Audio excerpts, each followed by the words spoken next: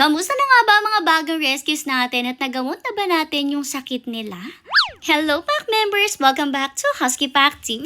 For today's video update nga ito sa mga recent rescue puppies natin. Ito mga puppies na apat na magkakapatid na nakita ulit natin doon sa ginagawang tapunan ng mga tao. Bale sa previous video nga natin, sinabi ko sa inyo na inihahanda na nga yung paglalagyan nila sa loob. Pero alam nyo ba, talaga napagdesisyon na namin lahat na wag na nga silang ipasok sa loob. O baka sabihin nyo dinidiscriminate dahil mga aspins, ay naku, grabe ang mga tao. May maibash lang din talaga. The reason kung bakit hindi namin sila pinapapasok sa loob is dahil sobrang tindi po ng galis nila. Kita nyo talagang mayat maya sila kung magkamuta, talagang delikado po. Sobrang tindi rin po kasi talaga ng galis kapag naumpisahan, Diyos ko, talagang lahat mahahawa at talagang natatakot rin tayo syempre para sa ating pack members dahil ayaw naman natin na magkaroon sila na. Though sa totoo lang, ang galis naman kapag pinaginamot mo ay talagang magagamot rin naman, pero ang matindi dyan is mabilis din talaga siyang kumalat. Kaya naman at talagang hinayaan na lang natin na dito na sila magstay sa labas para lang nga maprotektahan din natin yung iba nating mga doggies sa loob. Hindi lang ang pack members natin na nasa loob ng mansyon ang gusto natin protektahan, kundi pati na rin nga yung mga rescues din natin na nasa kubo, which is yung mga dogs and cats. Kaya naman mas minabuti natin na naka-isolate na rin nga sila dito sa kabila, pero huwag kayong maglala, safe rin naman sila dito dahil nga eto ay lupa na rin natin, etong katapat ng mansyon. Bukod doon, may bahay na rin naman dyan, tapos sabi ko nga sa inyo dito sa amin, wala naman halos dumadaan dahil dulong-dulo na nga kami. Kung may dumaan man, halos kami lang, tapos yung iba, mga nagpapaikot lang dito. Anyways, update rin nga sa kanila, hindi na sila sobrang tatapang, hindi na nga gaya noon na halos kagatin nila si mother dahil medyo nakapag-build na nga sila ng trust dito kay mother. Ano ba naman kasi, dahil nga nasa kabila sila at wala sa loob ng mansyon, mayat maya rin silang pinupuntahan ni mother dito para nga bisitahin at kita nyo rin nga pala, sobrang tindi ng galis nila dahil talaga nagkakaroon na sila ng mga sugat-sugat, tapos ang matindi pa dyan, hindi lang basta galis dahil sobrang dami rin nilang kuto, as in super dami. Kaya naman today ay talagang gagamutin rin natin yung kuto nila, pero alam nyo ba yung kuto na yan, sa totoo lang, sobrang dali lang din niyang gamutin. Ang ginagamit nga natin palagi sa ganito ay etong Bawaw na tick and flea powder. Naku, sinasabi ko sa inyo, super effective talaga nito. Mamiming talaga yung kuto dito. Tapos kita nyo na lang maglalaglagan. Bale, ang mahirap lang din talaga dito ay yung lagyan nga sila ng powder dahil nga talaga nagbe-build pa lang sila ng trust kay mother. Kaya naman medyo mahihirapan pa tayo na lagyan sila ng mga ganyan. Nauna na nga lang nating lagyan etong isang to dahil nga kita nyo naman kanina pa siya na may trust kay mother at nagpapahawak na rin nga siya kay mother dyan. Kaya mas nadali na nga siyang lagyan. Nakakalimutan na nga lang rin ni mother mag-gloves nito habang nilalagyan sila, pero wag kayong maglala dahil talaga naman naghuga siya ng matindi para nga mawala kung may kumapit man sa kanyang galis-galis. Yes guys, kasi kahit tayo mga tao, pwede tayo makapagpasa ng galis sa mga fur babies natin. Kung humawak tayo sa isang doggy na may galis tapos diretso hawak din tayo sa ating fur baby, ay naku, asahan nyo magkakagalis na rin yan, ganun sila kabilis kumalat. Anyways, dito nga ay nahirapan si mother lagyan na yung iba niya mga kapatid dahil sila nga hindi pa gaanong nagpapahawak kay mother, kaya naman ganito na lang yung ginawa niya. For the cry-cry pa nga isang to, akala mo naman talaga ay sinasaktan. Diyos ko, talagang pulbo nga lang inilalagay ko makaayak, akala mo kinakatay na.